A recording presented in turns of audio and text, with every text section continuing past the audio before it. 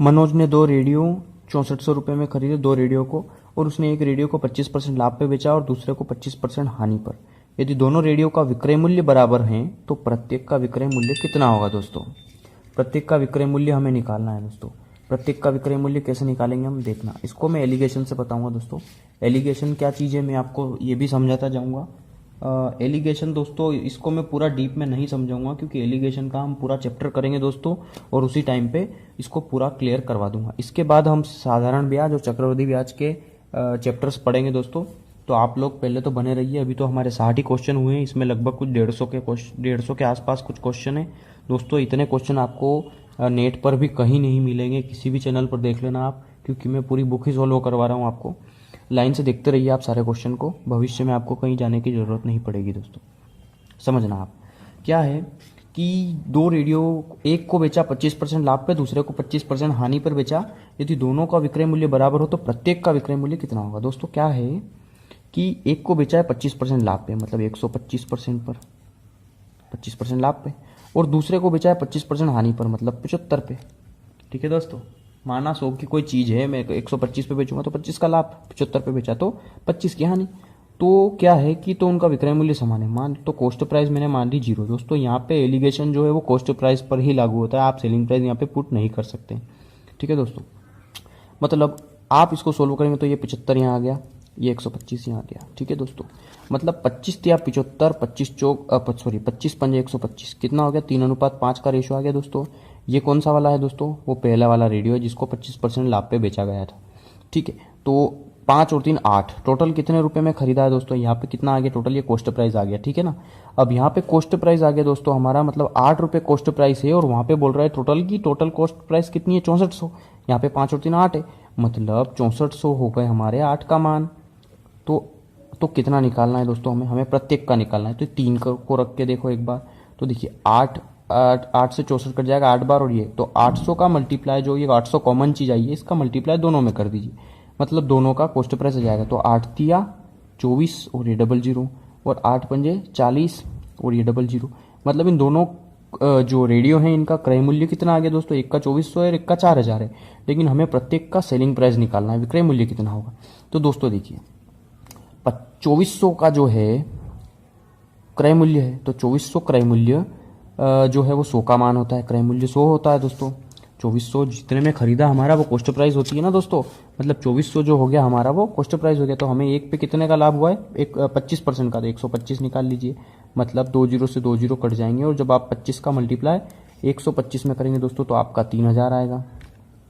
या फिर आप ऐसे देख लीजिए, दोनों का कॉस्ट देखिए, दोनों का विक्रय मूल्य बराबर है। अगर आपने एक का भी विक्रय मूल्य 3000 निकाल लिया तो सीधी सी बात है कि दूसरे का भी 3000 ही आएगा आंसर। लेकिन फिर भी मैं आपको समझा देता हूं कि कैसे होता है ये और कैसे 3000 आएगा। आप दूसरे को रख के देख लीजिए, 4000 आ गया दूसरे का क्रय मूल्य, तो 4000 वापिस हो गया 100 का मान, तो एक पे हुआ उसको 25% का हानि, मतलब 75 की वैल्यू होगी। तो दोस्तों इससे ये कट जाएंगे, तो देखिए 0 तो है ही सही एक, और 4 का मल्टीप्लाई 5 में, 4 पंजे 20 की शून्य, हासिल बचा 2, और 7 चौक 28 और 2 हासिल 30, मतलब यहाँ पे भी आ गया सेलिंग प्राइस कितना? 3000, और यहाँ पे भी कितना आ गया? 3000, मतलब विक्रय मूल्य कितना हो गया? दोनों का विक्रय मूल्य 3000 दोनों का हो गया। ठीक है दोस्तों, ये हो जाएगा आपका आंसर। एक व्यक्ति ने कोई वस्तु खरीद कर इसे 10% हानि पर बेच दिया, यदि वह इसे 20% कम में खरीदता। देखना दोस्तों, मैंने कोई मान ली वस्तु की 100 रुपये में खरीदी और 10% हानि पर बेच दिया, मतलब कितने में? 90 में ही बेच दिया दोस्तों। 100 में सीपी करा उसको और एसपी कितने में कर दिया? 90 में। 100 में खरीदा, 90 में बेचा। यदि वह इसे 20% कम में खरीदता, 20% कम का मतलब दोस्तों वो सिर्फ 80 रुपये में खरीदता और 55 रुपये ज्यादा में बेचता, 55 रुपये ज्यादा में बेचता, तो उसे 40% का लाभ होता दोस्तों। 40% का लाभ क्रय मूल्य पे ही होता, और क्रय मूल्य कितना है? 80, तो 80 का 40% कितना होगा? 32। कैसे हुआ? 80, 8 चौक 32, और 2 जीरो से वो 100 के 2 जीरो कट जाएंगे ना। आप 80 का 40% निकालेंगे दोस्तों, तो 2 जीरो से 2 जीरो कट जाएंगे, तो 8 चौक कितना आया? 32, मतलब 32 का प्रॉफिट। तो 80 की चीज को कितने में? 32 रुपये ज्यादा, मतलब 112 रुपये में बेचूंगा दोस्तों मैं। ठीक है ना, 80 में 32 जोड़ दिया तो ये आ गया। और क्या बोल रहा है? तो उस वस्तु का क्रय मूल्य बताओ। दोस्तों देखिए यहाँ पे अंतर कितना है सेलिंग प्राइस और इनका? कितने का दोस्तों डिफरेंस? 22 का, 22 का ही तो है। 2 तो ये हो गया, और 9 2 11। ठीक है दोस्तों, मतलब 22% का सेलिंग प्राइस आ गया यहाँ पे। और इन दोनों का डिफरेंस कितना दे रखा है दोस्तों, 55 रुपये। अब आप सोच रहे होंगे कि यहाँ तो इन दोनों का डिफरेंस 55 रुपये था। दोस्तों ये इन दोनों का डिफरेंस नहीं है, ये बोल रहा है कि पहले उसको 10% हानि पर बेचा, और अगर कुछ भाव बढ़ा दे, 55 रुपये भाव बढ़ा दे उसका, तो 40% का प्रॉफिट होगा। मतलब ये जो डिफरेंस देता है ना दोस्तों, ये हमेशा सेलिंग प्राइस का डिफरेंस होता है। आप कॉस्ट प्राइस मत समझिएगा कि 55 रुपये अधिक में बेचा है ना दोस्तों, मतलब सेलिंग प्राइस का डिफरेंस है। मतलब यहाँ पे इन दोनों सेलिंग प्राइस का डिफरेंस है 22% और वहाँ पे 55 है, मतलब 55 हो गया हमारा 22 का मान। तो क्रय मूल्य कितना है, क्रय मूल्य मैंने कितना माना था दोस्तों, 100 ही तो माना था। मतलब 11 दूना 22, 11 पंजे 55 और 2 से कट जाएगा ये 50 बार, मतलब 250 आ जाएगा आपका कॉस्ट प्राइस। तो ये हो जाएगा आपका आंसर। किसी वस्तु को 8,000 रुपये में बेचने पर क्रय मूल्य के 1/5 भाग के बराबर हानि होती है, तो इस वस्तु का क्रय मूल्य बताओ। दोस्तों मैंने मान लिया कि सीपी जो है वो 100% है, समझना, और क्रय मूल्य का 1/5 भाग हानि हो रही है, मतलब लॉस परसेंट कितना है दोस्तों, 1/5 कितना होता है 20%। आपको पता होना चाहिए, फ्रैक्शन वैल्यू आपको पता होना चाहिए दोस्तों कि 1/2 कितना होता है, 1/3 कितना, 1/4, 1/5 है ना। तो इसके लिए मैं एक छोटी सी वीडियो बना दूंगा दोस्तों, जिसमें मैं आपको पूरा वो प्रोवाइड करवा दूंगा, आप उसको भी देख लेना। तो 8,000 में बेचने पर क्रय मूल्य दे ही नहीं रखा है दोस्तों, मैंने क्रय मूल्य को मान लिया 100 पे 1/5 का नुकसान, मतलब 100 का 1/5 होता है 20%। ठीक है दोस्तों, मतलब 100 रुपये में कोई चीज़ खरीदी, 20 रुपये की हानि हो गई। कितने में पड़ी दोस्तों, क्या सॉरी कितने में बेची मैंने, 100 की चीज़ को मैंने 100 की चीज़ पे मुझे 20 रुपये का नुकसान हो गया, तो मैंने उसको बेचा लगभग 80 रुपये में ही होगा। मतलब 100 की चीज़ को मैंने 80 में ही बेच दिया, जिससे तो मुझे 20 का नुकसान हुआ, मतलब 80% में बेच दिया। मेरी सेलिंग प्राइस है 80%, उसकी सेलिंग प्राइस है 8,000, मतलब उसकी सेलिंग प्राइस 8,000 जो है वो मेरे 80 का मान हो गया कि नहीं। तो क्रय मूल्य पूछा है 100 निकाल लीजिए आप, 80 से कट जाएगा ये 100 बार, मतलब 100 का गुणा 100 में 10,000 आ गया आपका आंसर। ठीक है दोस्तों, 2 साइकिलें समान मूल्य पर बेची जाती है, इसमें से पहली साइकिल 20% लाभ पे और दूसरी साइकिल 20% हानि पर, इससे कुल 18 रुपये की हानि होती है, तो इनकी क्रय मूल्य क्रमशः होंगे। दोस्तों इस सवाल को आप कई तरीके से कर सकते हैं, और वैसे तो इसके कई तरीके हैं, लेकिन मैं कुछ 2 तरीके जानता हूँ इसके।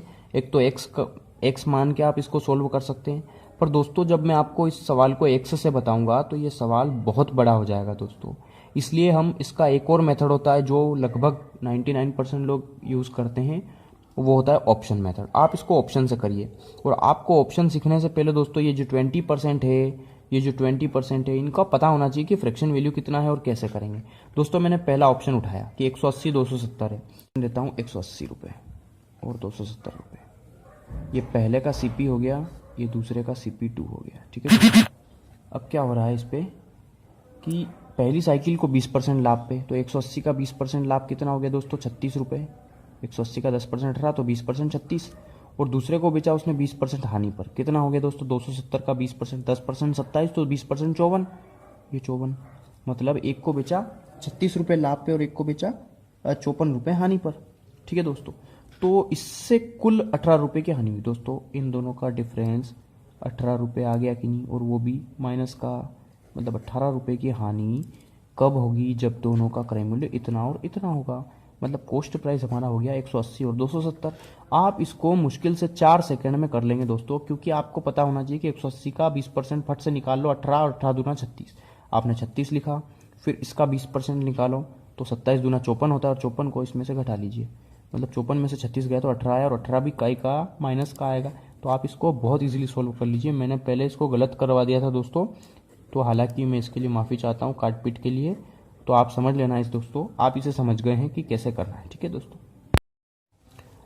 हालांकि ये क्वेश्चन मुझे ग्रुप पे भी किसी ने पूछा था और मैंने उसको वहीं जवाब दिया था, लेकिन मैंने उनको ये भी बोला था कि आने वाले वीडियोज़ में मैं इसको ले लूँगा। तो दोस्तों मैंने आज इसको क्वेश्चन को ले लिया है, तो आप इसको यहीं समझ लीजिए अच्छे से कि ऐसे होगा ये, इसको करने का इससे अच्छा शॉर्ट ट्रिक कोई नहीं हो सकता दोस्तों। ठीक है, तो आइए देखते हैं अगला क्वेश्चन।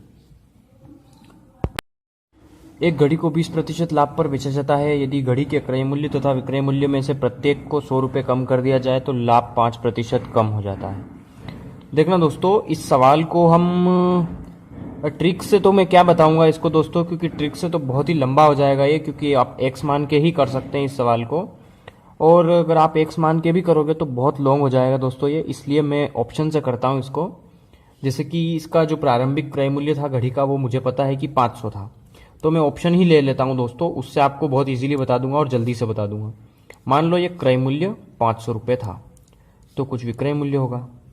अब देखो एक घड़ी मैंने मान ली 500 रुपये में खरीदी, ऑप्शन से कर रहा हूँ दोस्तों, आप ऑप्शन चेक कर लीजिए तो जल्दी हो जाएगा।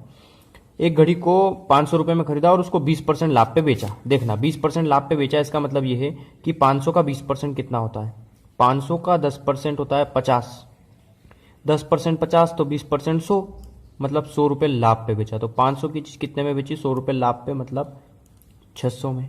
क्लियर है दोस्तों, 20% लाभ पे, या 500 का 20% निकालिए आप, 100 आएगा, उसको आप इसको जोड़ दीजिए 500 में और यहाँ लिख दीजिए, मतलब सेलिंग प्राइस आ गई। अब क्या हुआ कि यदि घड़ी के क्रय मूल्य और विक्रय मूल्य दोनों को 100 रुपये कम कर दिया, ये 500 रुपये विक्रय मूल्य क्रय मूल्य था, तो अब नया क्रय मूल्य कितना हो गया दोस्तों, 100 रुपये कम हो गया, 400। और ये नया विक्रय मूल्य कितना हो गया दोस्तों, ये भी 100 रुपये कम हो गया, मतलब 500। ठीक है, नया क्रय मूल्य ये आ गया, नया विक्रय मूल्य ये, और पुराना ये और ये, मतलब पहले भाव ये थे और अब ये भाव हो गए इन दोनों के। ठीक है, तो पहले कितना प्रॉफिट होता था, पहले देखो आप 500 की चीज 600 में बेची, 100 रुपये का फायदा, किस पे, 500 पे, तो 100 पे कितना, ये 2 जीरो से 2 जीरो, तो 5 दूना 10, मतलब पहले 20% फायदा होता था दोस्तों। लेकिन अब भाव कम हो गया है, मतलब 500 की चीज 400 में हो गई, 600 की चीज 500 में बेच रहे अब, तो अब कितना प्रॉफिट होता है, 400 की चीज 500 में बेची तो 100 रुपये का फायदा, किस पे, 400 पे, तो 100 पे कितना, 2 जीरो से 2 जीरो कट जाएंगे दोस्तों, तो 4 से कटेगा 100 कितनी बार, 25% बार। मतलब दोस्तों पहले की तुलना में जब भाव कम हुआ तो अब कितना भाव कम हो गया, 5%। पहले 20% फायदे पे बेच रहे थे, अब 25% पे, मतलब 5% जो है वो पहले की तुलना में 5% भाव जो है वो कम हो गया। कारण क्या है दोस्तों, क्योंकि भाव कम हो गया है दोनों का, तो भाव कम होगा तो प्रॉफिट परसेंट बढ़ेगा, सीधी सी बात है। लेकिन अगर डिफरेंस देखें उन दोनों प्रॉफिट का, तो 5% जो परसेंट का जो आएगा वो 5% कम हो जाएगा, क्योंकि पहले 20% का फायदा हो रहा था, अब 25 का। तो आप ये मत देखिए कि अब 5% भाव बढ़ गया है दोस्तों, ये 5% भाव घट गया है, क्योंकि पहले भाव ज़्यादा था तो 20% होता था, अब भाव दोनों का कम हो गया है तो 25%, मतलब 5% इन दोनों का डिफरेंस आ गया कि नहीं आ गया, ये 5% कम हो गया दोनों। ठीक है दोस्तों, तो भाव घड़ी का मूल्य पहले कितना था दोस्तों, तो ये हो गया हमारा 500 आंसर। ठीक है दोस्तों, एक फर्नीचर विक्रेता ने 720 रुपए की दर से 2 कुर्सियां बेची, उनमें से एक कुर्सी को 20% लाभ पे, दूसरी को 20% हानि पे, तो इस प्रकार उसे कितने प्रतिशत का लाभ या हानि हुई। दोस्तों 2 कुर्सियों को समान मूल्य पे जब बेचा जाता है तो हम इसे कैसे सॉल्व करेंगे। 2 कुर्सियों को दोनों को 720 रुपये में बेची है दोस्तों को, ठीक है, और दोनों को एक ही प्रतिशत लाभ पे बेची है और एक ही प्रतिशत हानि पे, मतलब 20% लाभ पे बेची है तो दूसरे को भी 20% ही लेकिन हानि पे बेची। ठीक है दोस्तों, तो इन सवालों को कैसे करेंगे आप डायरेक्ट कर लीजिए परसेंट इंक्रीज परसेंट डिक्रीज के फार्मूले से, परसेंट चेंज के फार्मूले से। मतलब पहली को बेची 20% लाभ पे, दूसरी को बेची 20% हानि पे, फिर प्लस कौन सा फार्मूला है दोस्तों बता देता हूं मैं, a plus B plus A B by 100, ये फार्मूला है परसेंट चेंज का दोस्तों। इसको तो इसमें ये पहला परसेंट मतलब जो भी बड़ा है, दूसरा परसेंट जो भी घटा है या बड़ा है जो भी, प्लस लगाना है, फिर उन दोनों का प्रोडक्ट मतलब इन दोनों का गुणा करना है और बटे में 100 से डिवाइड करना है। पहले 20% लाभ पे बेची, फिर 20% हानि पे, फिर प्लस, फार्मूले का प्लस है दोस्तों। अब ब्रैकेट लगाना है, फिर पहले को बेची थी 20% लाभ पे गुणित दूसरे को बेची थी 20% हानि पे, इसलिए माइनस लगाया, बटे में आ गया 100, ये प्लस का 20 है, ये माइनस का 20 कट गया। अब देखिए ये 0 से ये 0 कट जाएगा और ये 0 से ये 0, मतलब 2 दूना कितना बचा दोस्तों, 4, और माइनस प्लस माइनस मतलब 4% हानि होगी उसे ओवरऑल, तो ये हो जाएगा आपका आंसर।